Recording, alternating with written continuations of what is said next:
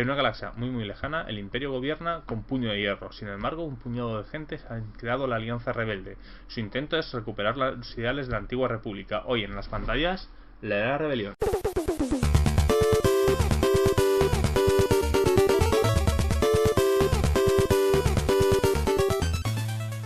Buenas a todos, soy Ezcardan, de nuevo estoy aquí para hablar de la Era de Rebelión, aprovechando de que este fin de semana se ha estrenado Rogue One, película que por cierto yo todavía no he visto. Espero que cuando se acaben mis turnos de guardia poder hacerlo, ¿no? Bueno, ¿qué es la Era de Rebelión? La Era de Rebelión es uno de los juegos de Fantasy Flight Games en los que intentan crear unos nuevos juegos de rol para ambientar en el universo de Star Wars. Sinceramente, pues cambian respecto a las ediciones anteriores, que por ejemplo Star Wars D6 o Star Wars de Wizards of the Coast, en cualquiera de sus tres versiones, normal, revisado o saga. Y bueno, pues aquí tenemos un juego con un sistema bastante particular y bastante polémico, por otra parte. ¿Por qué? Porque utiliza una serie de dados especiales y digamos que tiene algunas mecánicas que pueden sonar raras al principio, aunque después de haberlo jugado bastante, pues la verdad, pues a mí me agradan bastante. De hecho, a mí me cuesta ahora imaginar que se puede jugar con él. No voy a tratar el tema de que si los juegos son buenos o no, que estuvieran divididos, tal.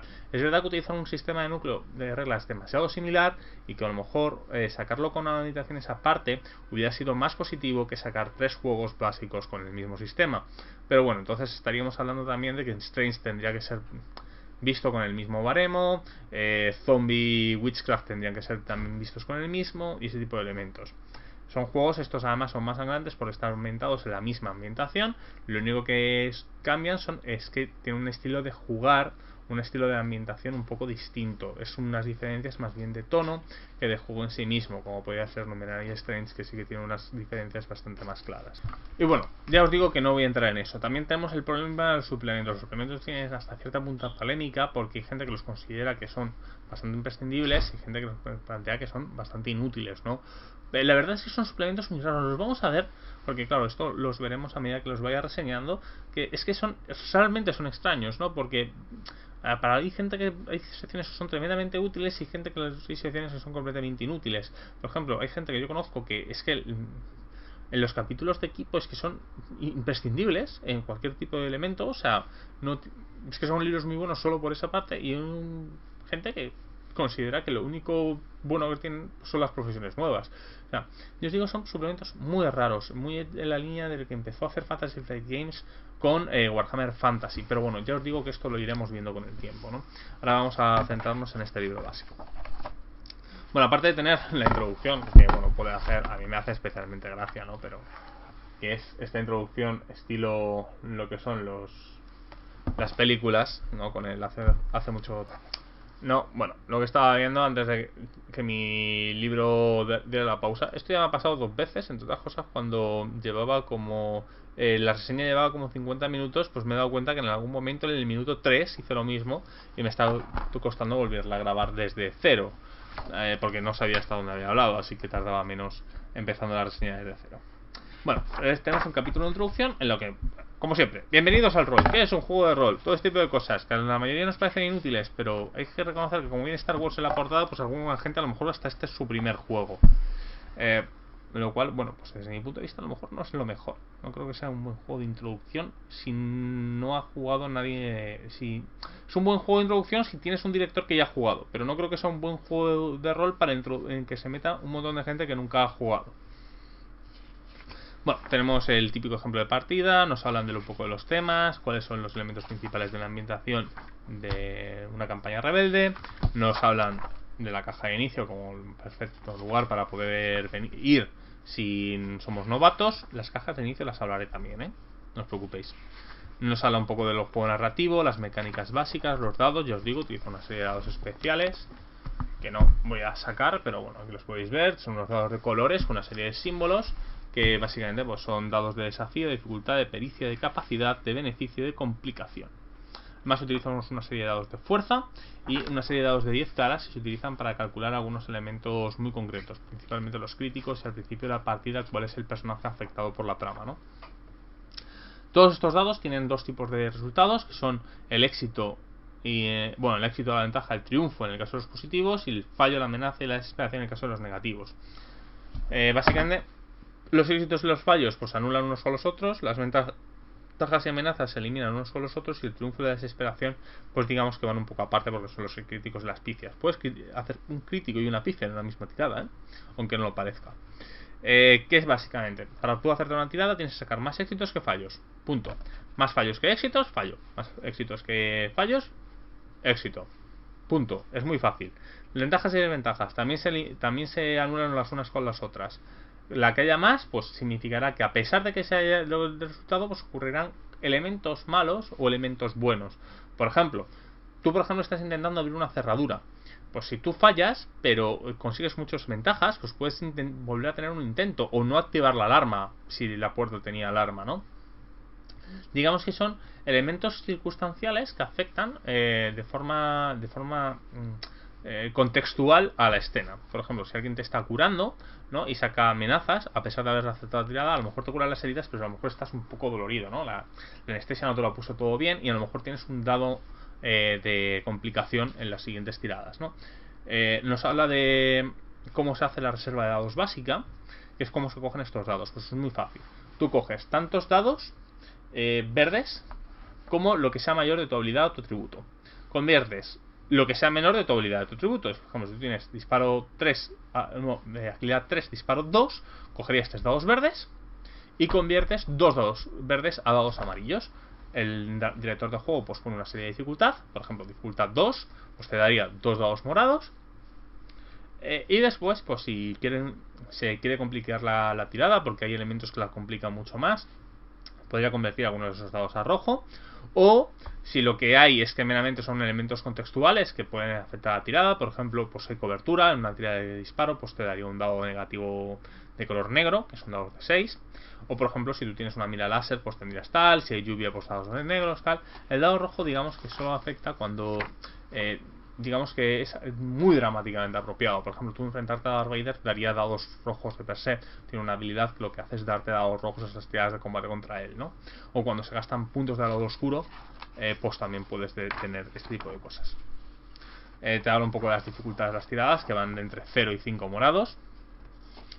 Te habla más, un montón de ejemplos sobre la formación de reservas. Yo os digo, es un concepto muy complicado de entender cuando te lo explican, pero tardas 2 tiradas en descubrir cómo se hace y poder interpretar las tiradas. Cuando es muy visual una vez que aprendes a usarlo, ¿no? Te habla un poco de la experiencia, todos los conceptos básicos, ¿no? Y empezamos la creación del personaje. Bueno, pues lo primero que tenemos que hacer es elegir un concepto de personaje, sea cual sea. Por ejemplo, granjero rebelde en las fronteras imperiales, ¿no? Me suben los impuestos del agua, pues me rebelo. Y este tipo de cosas, ¿no? Y una vez que tenemos ese concepto, pues vamos a ir pasando una serie de pasos. Primero, el trasfondo. ¿Qué es el trasfondo? Pues, ¿cuál es su trasfondo? No tiene más, ¿no? Este trasfondo lo que cimenta es eso. Pues soy un granjero que me subía los impuestos del agua y entonces me quiero rebelar contra el malvado imperio. Después de esto vamos a tener que determinar el deber. El deber es esto por lo que tú te has unido a la rebelión. ¿Qué es lo que te ha hecho unirte? Por ejemplo, pues vamos a leer uno, por ejemplo, un apoyo político. Todos los blasters cazas tal, pues el jugador se une para conseguir apoyo político para la rebelión. Es que ¿qué te ha hecho unirte a la rebelión realmente? No qué te mueve dentro de ella, sino qué te ha hecho unirte a ella. Básicamente todo esto creará una especie de tabla de deber en la que nos determinará por así decirlo, el escalón que ocupamos en la propia alianza. Nos va a hablar un poco del deber en juego, porque al principio de las aventuras se hace una tirada para descubrir que el deber de qué personaje, digamos, que afecta a la partida. Podemos decir así un poco quién es el protagonista de esta aventura, aunque no es cierto, porque lo que tiene un resultado pasivo, que es que mejora un poco los atributos del jugador afectado, pero también de sus compañeros, ¿no? Pero en teoría te dicen que intentes sacar algo que tenga que ver con su deber. Cada vez que además conseguimos 100 puntos de deber en el grupo, vamos a resetear todo el deber del juego, y lo que van a ganar los jugadores es una de las 3 siguientes ventajas: un objeto de equipo, un vehículo o una ventaja estratégica. Cada vez que consiguen 100 puntos, pues los jugadores escogen. Después tenemos que escoger la raza, ¿no? Pues la raza que tenemos son los Botan. Muchos Botans murieron para conseguir estos planos. Tenemos el Duro, que es esta raza de aquí, que vendría a ser el cazarrecompensas vaquero de Clone Wars. El Gant, que es este de aquí, el de los 3 ojos. El androide. El droide mola mucho, ¿no? Porque no han seguido la estela de todos los jugadores, personajes droides de todos los juegos anteriores. Aquí el personaje droide pues es una raza más. No tiene ninguna ventaja o desventaja más allá de ser droide. Y entonces como es inorgánico, pues no te curas con mecánica y tienes algunas cosas distintas en la curación. Y no puedes tener fuerza. Pero ya está, es muy a los 70. O sea, los droides pues es una raza más, no se distingue de los humanos, ¿no? En ese punto. Después tenemos el propio humano, el Hitoriano, que vendría a ser el bicho este que podría parecer un Elcor de Mass Effect, ¿no? Tiene muchas diferencias, pero bueno, puede parecerlo,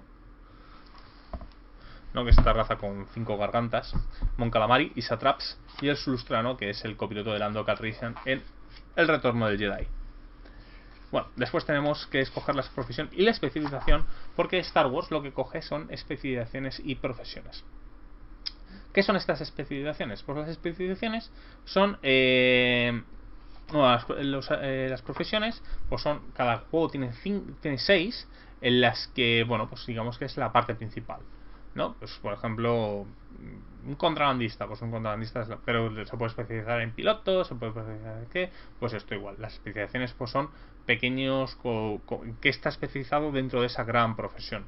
Cada personaje tiene 3, con los suplementos pues se meten otras 3, con lo cual hace que cada una tenga 6. Y esos son uno de los primeros defectos que tienen. Algunas especializaciones están repetidas. No de libro a libro, aunque alguna hay, sino de más de suplemento. Por ejemplo, el As, que es la primera que viene, el conductor, es la primera especialización que vino en un suplemento del Filo del Imperio. Lo cual, pues bueno, pues hace aumentar esta sensación de que quizás nos están estafando con estos juegos.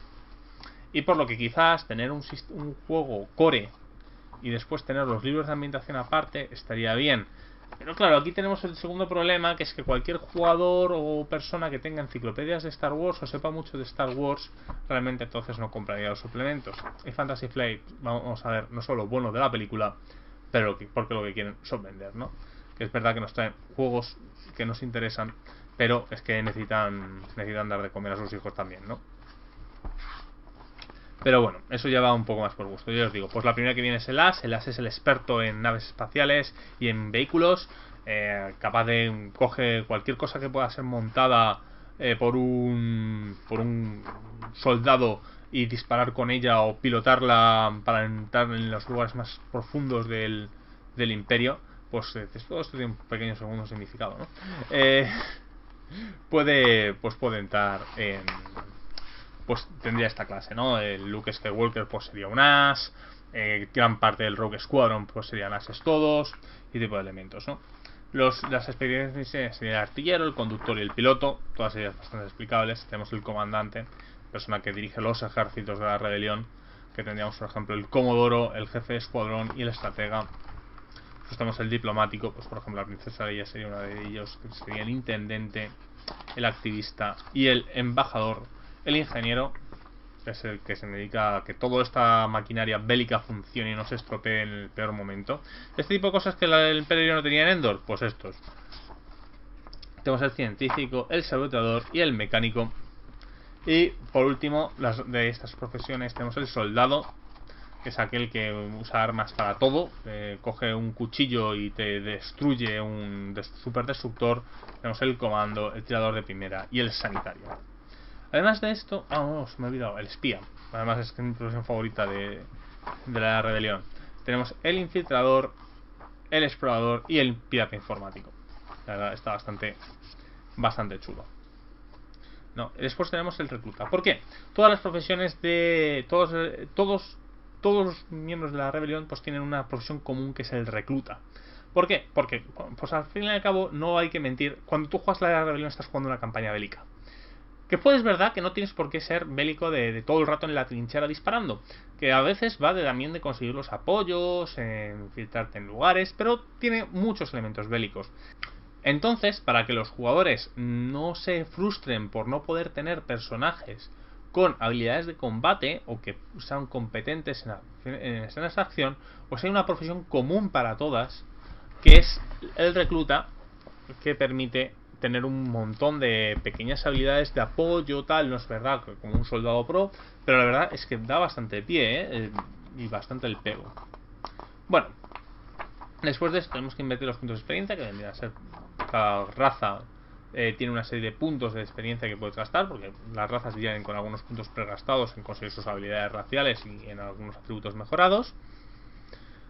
Calcular los atributos derivados, determinar la motivación, que la motivación es lo que te hace seguir dentro de la rebelión, ¿no? Y lo que hace es que cuando la cumples pues da más PX, ¿no? Y tiene algunos elementos especiales. Escoger el equipo y aspecto, ¿no? Es invertir el dinero en lo que quieras. Y por último, escoger el recurso de la rebelión, ¿no? La rebelión te permite empezar con 3 recursos, que es un escuadrón de ala 6, una base de operaciones, que viene a ser un piso flanco o una base tipo hot, o conseguir una lanzadera tipo lambda, que vendría a ser como lanzadera Tiberium del Retorno del Jedi. El siguiente capítulo es el de habilidades. La verdad, vienen todas las... Yo no he hecho de menos ninguna habilidad. Quizás eche de menos alguna habilidad de conocimiento, porque la verdad, muchas habilidades, muchas veces el conocimiento se tiene que tirar de educación, pero no está mal. Yo creo que tiene las habilidades que tiene que tener para ser un juego de acción, cinematográfico y hasta cierto punto pulp, ¿no? Tiene una habilidad más que no tiene el libro del filo del imperio, que es la del comandante, la del liderazgo. Igual que el del Jedi, pues tiene el uso del sable de luz, ¿no? Que no viene en los demás libros. Y después de esto, pues lo que vienen son los talentos. No sé si os habéis fijado, lo he enseñado cuando he enseñado el que recluta, pero bueno, os lo enseño un poco más por encima. Todas las profesiones, todas las especializaciones tienen una especie de árbol de talento, un poco como si fuera un videojuego en parte, ¿no? Que tú vas desbloqueando y vas bajando, moviéndote lateralmente en la tabla, a medida que vayas comprando. Y aunque viene la descripción, es verdad que a veces está algún pequeño problema de interpretación, y aquí lo que tenemos es un capítulo en el que nos habla de todo. Así que una vez hecho esto, empezamos el capítulo de equipo. El capítulo de equipo del filo del imperio, la verdad es que es bastante amplio. Y bueno, también nos habla un poco de la economía imperial, la importancia de la autonomía, en las células rebeldes, el que no estar dependiendo continuamente de un elemento centralizado, cómo funcionan un poco las compras en la alianza y ese tipo de cosas. Muy vagamente, ves luego en un capítulo bastante más importante con esto.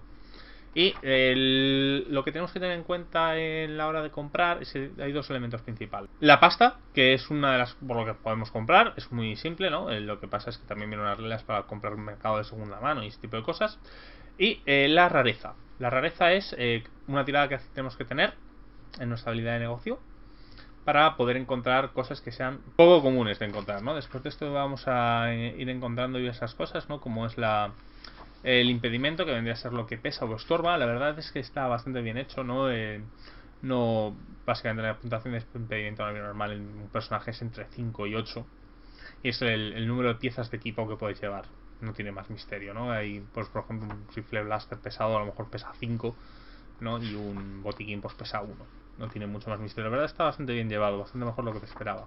Las armas además tienen una serie de propiedades de armas, como podría ser precisa, que se repara más incendiaria, que se repara peor.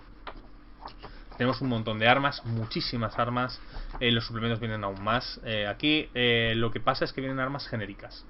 Y en los suplementos lo que vienen son armas de fabricantes concretos, ¿no?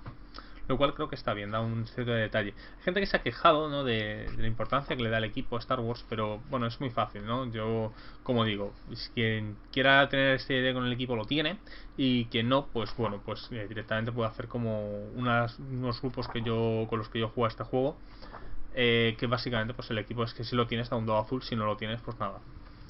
Y es muy simple, ¿no? Porque te da esas dos opciones. Lo que pasa es que si luego todas las piezas de equipo pues tienen una descripción más amplia de cosas adicionales que pueden hacer, aunque muchos hacen eso, precisamente, dar un dado azul cuando lo tienes y quitándolo cuando no lo tienes.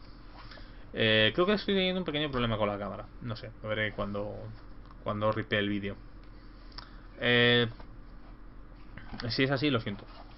Bueno, ¿qué más tenemos? Pues ya os digo, vamos a tener todo tipo de elementos, y además todos los objetos de equipamiento de tipo arma o armadura disponen de una serie de elementos que son ensamblajes para poder ir modificando ligeramente el arma. Tengo ahí un gato que está maullando, pero no me importa. ligeramente el arma. Por ejemplo, podemos poner una empuñadura especial, una mira láser o cualquier tipo de elemento concreto. Da mucho detalle, ya os digo, hay gente que creo que es junto con Fragment Empire uno de los mejores juegos que llevan el tema de inventario, la verdad. Y está bastante bien llevado, tanto a la hora de llevarlo como a mantenerlo, como a detalle de microgestión, porque si quieres microgestión con el equipo de Star Wars, tienes toda la que quieras. Bueno, después de esto ya tenemos uno podríamos decir el capítulo core de todo juego de este estilo, ¿no? Que es el de conflictos y combate, en el que nos va a hablar de cómo funciona todo el sistema de combate. El sistema de combate pues tiene una mezcla de gestión de recursos y además funciona todo con una acción y una maniobra. Es muy curioso, ¿no? Porque parece es muy simple, es tremendamente simple el combate, pero lo tremendamente profundo que es. Porque en todo momento estamos peleándonos con nuestras acciones y maniobras. Tenemos un límite bastante preciso de qué podemos hacer y qué no con una acción, y qué podemos hacer y qué no con una maniobra. Solo podemos hacer 2 maniobras por turno, no importa lo que hagamos, que esta puede ser cambiando la acción por maniobra o gastando 2 puntos de tensión para conseguir una maniobra adicional. Es tremendamente interesante, yo os digo, está muy bien hecho y muy bien parido el tema de cómo está dividido lo que puedes hacer en cada elemento, y muchas veces los jugadores tienen que sacrificar ciertos puntos de lo que les gustaría hacer para poder conseguir cierta eficiencia y no cagarla en la escena. Es un poco como la iniciativa, porque la iniciativa también tiene una cosa muy curiosa. Los jugadores tiran la iniciativa, pero digamos que eso no es la iniciativa en la que ellos van a actuar, sino que son huecos en los que actúa cualquier jugador. Por ejemplo, yo puedo a lo mejor haber sacado la iniciativa más alta, pero que actúe mi compañero. Porque es que después de saber cuáles son los puntos de iniciativa que tenemos, son los jugadores los que se van a ir colocando y pueden variar de turno a turno. Por ejemplo, yo puedo actuar el último de mi turno, pero el primero del turno siguiente. Con lo cual crea una especie de circunstancia de doble acción. Ya os digo, es bastante estratégico cuando le das una oportunidad y bastante táctico, a pesar de que puede no parecer en las primeras partidas, pero después ya lo vas notando, porque digamos, hay gente, por ejemplo, hay una habilidad que es usar guardaespaldas, que lo que te da es aumentar la dificultad para que den a tus compañeros. Y claro, a lo mejor hasta que te vuelva a tocar, con lo mejor a lo mejor te interesa ser el primero de un turno y el último del siguiente turno, para poder aprovechar aún más esa circunstancia. Y os digo, está bastante bien planteado, mola bastante. El combate, ya os digo, es súper dinámico, súper divertido. Básicamente tú haces unas tiradas, sumas, restas triunfos, amenazas, los gastas en unas tablas, porque el combate, al contrario que las habilidades no están tan regladas, tienen unas directrices de que para qué puedes usar los triunfos y amenazas. El combate está bastante reglado en ese punto, para qué se puede usar, vienen unas tablas muy concretas y combinando ahí van sucediendo críticos. Por ejemplo, disparas a alguien, le sacas de cobertura, a su vez él te dispara, te crea un derrumbamiento, tú disparas, fallas, pero a pesar de fallar le das los fusiles de luz y la luz se apaga. Para la gente que sabe crear escenas de combate muy dinámicas y de mucha acción y que está todo el rato con las cosas moviéndose, la verdad es que el sistema da bastantes herramientas para ello, ¿no? Los modificadores en combate también son muy divertidos, porque claro, aquí no tienes más menos uno, sino que lo que te das son dados de ventaja y dados de desventaja a la hora de tirar, con lo cual es incluso aún más visual, aún más rápido. Tú no tienes que calcular, está lloviendo, ten 2 dados negros, pues no, pero tengo un casco medioambiental, vale, pues quítate uno. Os digo, es muy divertido, aún tiene pocos estados alterados, eso es cierto, lo cual también es de agradecer. Son básicamente ahí 3, uno en el que no te permite actuar, otro que pierdes la acción y otro que pierdes la maniobra. Punto. Tienes un sistema de críticos los que me recuerda, a mí me gusta mucho. Los críticos aleatorios me encantan. Ya me gustaban en Warhammer Fantasy Segunda, me gustaban en todos los juegos de 40.000, me gustan en DCC, me gustaban en Rolemaster, que quizás es herencia de que Rolemaster fuera mi primer juego, ¿no? Pero eso de que crear un crítico, tiras y digas sentidos nublados, brazo amputado, luxación en el hombro, tal, pues ese tipo de cosas me encantan, ¿no? A mí siempre me han gustado. Y bueno, pues es lo que tiene este juego. Tiene una tabla de críticos unificada en la que pues tú vas metiendo ahí críticos y la verdad, pues es muy divertido. Después tenemos la recuperación y curación, que ya sabemos que esto depende mucho del grupo. Hay gente que siempre le parece que te curas muy rápido, hay gente que siempre opina que te curas muy despacio. Pues como todo, aquí básicamente pues te curas un punto al día y ya está. Después tenemos las naves espaciales y vehículos, en el que tenemos las reglas de vehículos, de cómo se manejan. Son muy parecidas a cómo se manejan realmente el combate. Lo que pasa es que pues aquí las acciones y maniobras que tienes disponibles pues depende más que tener unas genéricas para todo el mundo, más luego las que te den tu propia profesión, pues aquí están, pues depende del punto donde estés. Pues el que está en ingeniería pues tiene ciertas acciones, el que está en pilotaje otras, el que está en artillería pues otras. No tiene bastantes acciones. Me sorprende, es una gran cantidad de cosas. Es muy raro que un jugador, incluso aunque no sepa nada de naves espaciales, se quede para. Tiene unas reglas de persecución que, si bien funcionales, dan su aquel.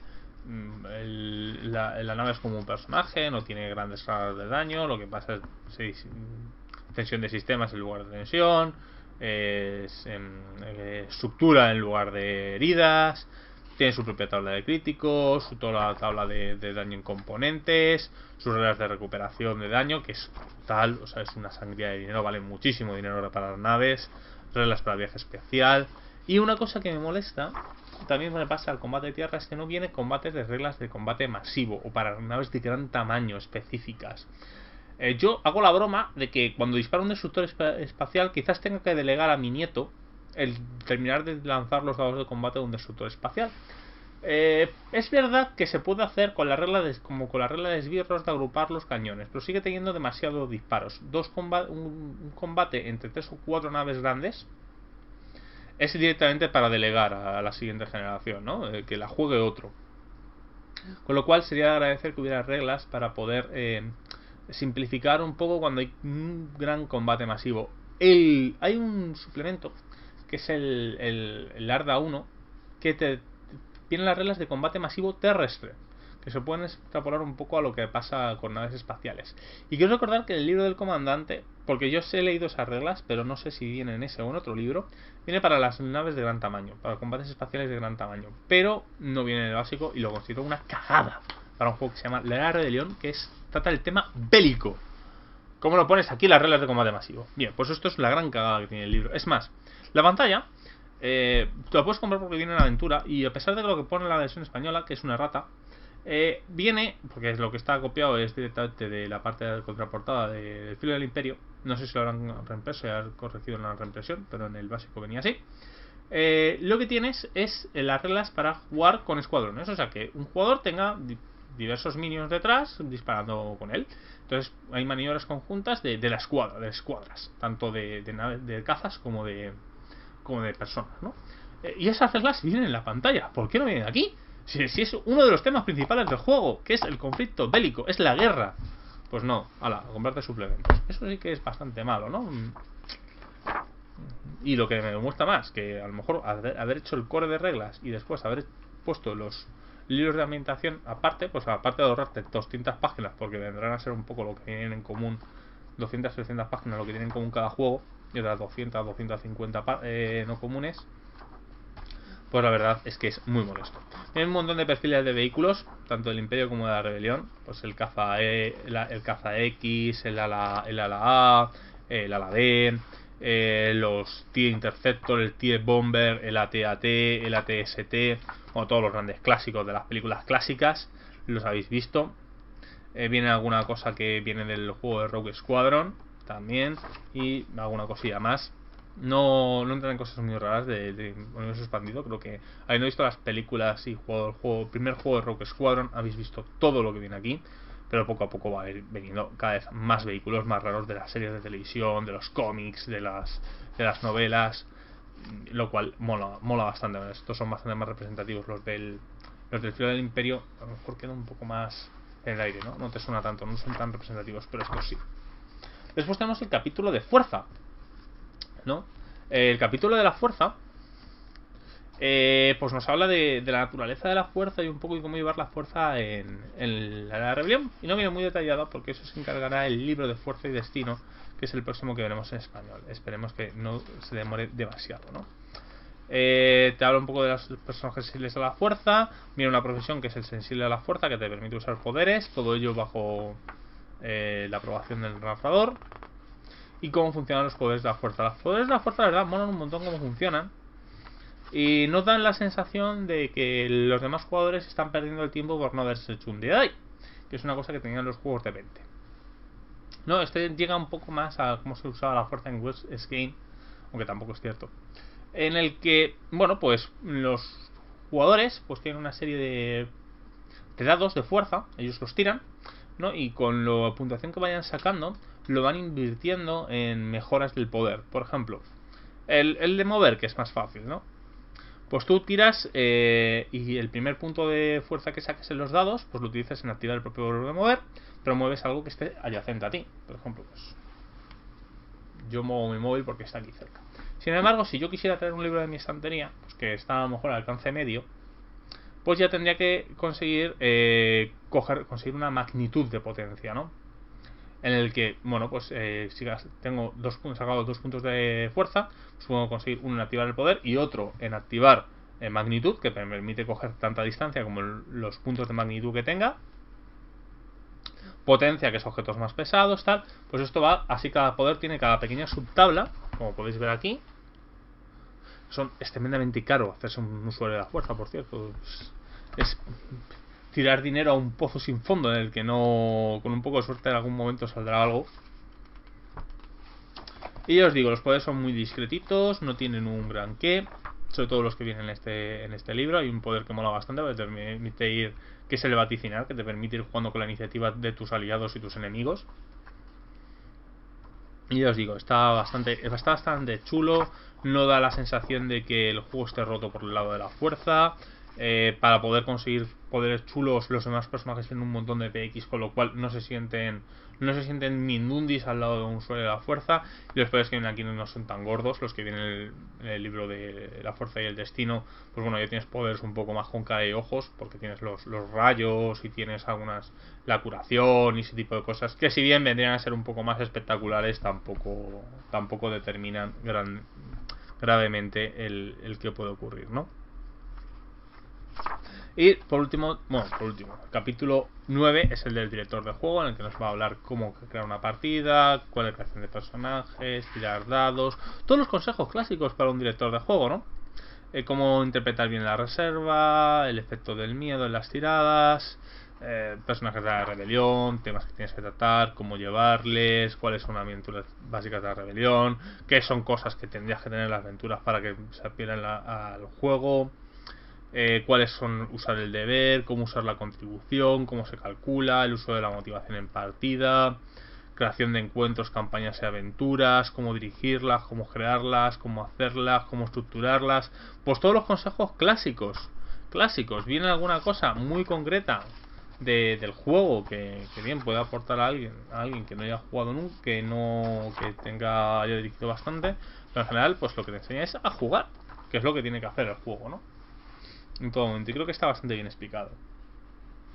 Pero claro, es un típico capítulo pues que para la gente que tiene ya un poco más de tablas, pues siempre me molesta. A mí me encanta leerlos, ¿no? Siempre descubres alguna cosa nueva, alguna cosa que estabas dando por hecha, ¿no? O estabas haciendo, te habías mal acostumbrado a hacerla mal. Eso es muy relativo, ¿no? Pero siempre es interesante verlo. Después tenemos el capítulo de la galaxia, que es el trasfondo, ¿no? Que aquí nos va a hablar de todo el trasfondo. Hay una cosa que hay que tener en cuenta en Star Wars, ¿no? Que a veces choca. Lo primero, que el espacio está hecho por carreteras. Dices, ¿por carreteras? Sí, pues hay carreteras en los Star Wars, ¿no? No puedes saltar de donde te salga de las pelotas. Porque no puedes, porque hay que seguir rutas hiperespaciales. Puedes hacerlo, pero es inseguro y crea cosas extrañas. Y lo segundo es que es ciencia ficción tal y como se entendía la ciencia ficción en los 70. ¿Qué quiere decir esto? Pues que hay algunos elementos que tienes que tener en cuenta que son los años 70. Y por ejemplo, una cosa que nosotros hacemos muchas veces en partidas es lo que llamamos el aire del espacio, ¿no? Porque realmente pues, se puede ver cuando Han y Leia van a reparar el halcón milenario, el Imperio contraataca, ¿no? En el asteroide. Pues ellos van con una mascarilla casi de gas, que sí, lleva oxígeno tal, pero la gravedad es normal, todo es perfecto, sin trajes ambientales ni nada. O sea, básicamente lo que quiero decir con esto es que si no tiene importancia para la historia que los jugadores vayan con trajes antirradiación, pues la radiación no importa. Nada importa, o sea, lo que importa es contar una historia tipo pulp, como podría ser Flash Gordon, más que contar una historia de ciencia ficción hard. Pues, por ejemplo, la Estrella de la Muerte crearía su propio campo gravitatorio, pero no es necesario, no importa en la historia. Realmente, ¿cómo funciona la velocidad de luz? Pues la velocidad de luz es algo que funciona porque hay un motor que se llama motor hiperespacial y no necesitas saber más. Y a veces, y por ejemplo, tú no te puedes conectar por wifi al destructor espacial desde tu halcón porque tienes que ir al panel y conectarte con tu cable y enchufarlo. Pues este tipo de cosas, ¿no?, que hay que tener en cuenta para que coger bien el espíritu de Star Wars. Es muy gracioso porque viene el libro del técnico de la Era de la Rebelión, Special Modification, ¿no?, que es lo que llama, que es ciencia ficción analógica. Y es un libro bastante bueno para entender cómo funciona este tipo de cosas. Bueno, una vez explicado todo este rollo, volvamos al juego. Bueno, pues nos habla de las grandes rutas espaciales. Tiene un mapa bastante completo y bastante actualizado. Yo el mapa que tenía de Star Wars estaba bastante menos actualizado. Faltaban un montón de cosas, sobre todo las precuelas y tal. Bueno, nos habla un montón de mundos y cómo está dividido el sector. Nos habla un montón de planetas desde el punto de vista de un rebelde, o qué intereses puede tener para la rebelión, además de pequeños cuadrados de texto explicado de por qué un rebelde haría ahí. Vienen un montón de semillas de aventuras, a lo tonto, y un montón de cosas interesantes, ¿no? Nos van a hablar de cómo funciona cada división, región galáctica, qué planetas hay, cómo funcionan, qué interés tienen, cuál es la presencia imperial y rebelde en cada sector. La verdad, está bastante bien currado, ¿eh? Es un capítulo de trasfondo tremendamente bueno. Y si bien se parece al del Filo del Imperio, incluso al de Fuerza y Destino, a pesar de que algunos hablan del mismo planeta, lo que viene dentro de ese planeta te hablan desde un punto de vista distinto. Está bastante interesante. Bueno, habla de lugares de interés, que son regiones galácticas que pueden ser interesantes, como por ejemplo el sector corporativo, el espacio Botan, el espacio Hutt, el espacio Mandaloriano. Te hablan ya más detalladamente, porque los demás planetas pues te hablan 3 o 4 líneas. Pues aquí ya te hablan un montón de planetas con más cara y ojos, con lo que podríamos hablar estadísticas propiamente dichas, ¿no? Por ejemplo está el de Alderaan, Beast, Alderaan destruido, claro, pues estaba ambientado después de la Estrella de la Muerte, Coruscant, Chalandria, un montón de planetas que además no vienen en el libro del Filo del Imperio. Los planetas, por así decirlo, distintivos, sí que no están repetidos. Después tenemos un capítulo sobre la rebelión, cómo funciona, encuentros, cómo fundó, su historia, el Tratado de Corelia, que es uno de los momentos más importantes en el que los 3 grandes grupos rebeldes crean la Alianza Rebelde. Todo esto se ve, creo que en una serie de Rebels. Yo es que no he visto la primera temporada, entonces no puedo opinar de ello, pero bueno, de hecho hay muchas cosas del trasfondo que ahora es leyendas, porque Rebels se ha cargado parte del trasfondo. Por ejemplo, viene un montón, a mí me ha molado mucho que venga referencias a Starkiller, ¿no? Al maestro Starkiller, y el cómo su símbolo de familiar pues escogido por la rebelión, ¿no? Las famosas alas de la libertad, ¿no? Cómo funcionan cambios políticos, organización de la Alianza Rebelde, cómo se han dividido las células, por qué se dividen así, cuáles son las fuerzas del sector, cuál es su organización militar, política, de dónde cogen los estos, cuáles son las bases rebeldes más importantes, por qué, cuáles son los lugares que serían más importantes en conseguir en continuación, cómo son las batallas y tácticas rebeldes, cómo funcionan. O sea, un montón de trasfondo de la rebelión muy bueno, muy bien estructurado, que si bien fan de Star Wars pueden conocer gran parte de él, aquí viene unificado bastante bien. La verdad es una guía bastante buena de la rebelión, que creo que nunca se había estado unificada de forma tan positiva, ¿no? Después tenemos ven también alguna cosilla del Imperio, pero bastante más pequeña. De hecho, a mí es parte de lo que no me gusta, ¿no? Que habla mucho. Es, por ejemplo, la rebelión del Filo del Imperio, cuando te habla de todas las organizaciones criminales, te habla de putísima madre. De hecho, viene más trasfondo del Imperio en el Filo del Imperio que aquí. O sea, porque en el Imperio te hablan del servicio secreto, de cómo funciona, de cuál es el sistema de aduanas imperial, el banco imperial, un montón de cosas del Imperio, que aquí no vienen, ¿no? Aquí habla mucho de la alianza, pero sientes que los malos pues están un poco más vacíos. No importa, porque del Imperio se sabe mucho y además hay muchísimo material y libros escritos solo sobre cómo funciona el Imperio, ¿no? Pero la verdad se echa de menos. Después tenemos los adversarios, ¿no? Que es un montón de estadísticas de PNJs y reglas de PNJs, de cómo funcionan. Aquí sí que viene un poco de trasfondo imperial, pero poquito. Y la verdad, pues es de agradecer, ¿no? Que vengan tantos. Y por último tenemos una aventura sobre la Alianza Rebelde y su combate contra el Imperio. Y ya os digo, este en principio es todo el libro de la rebelión.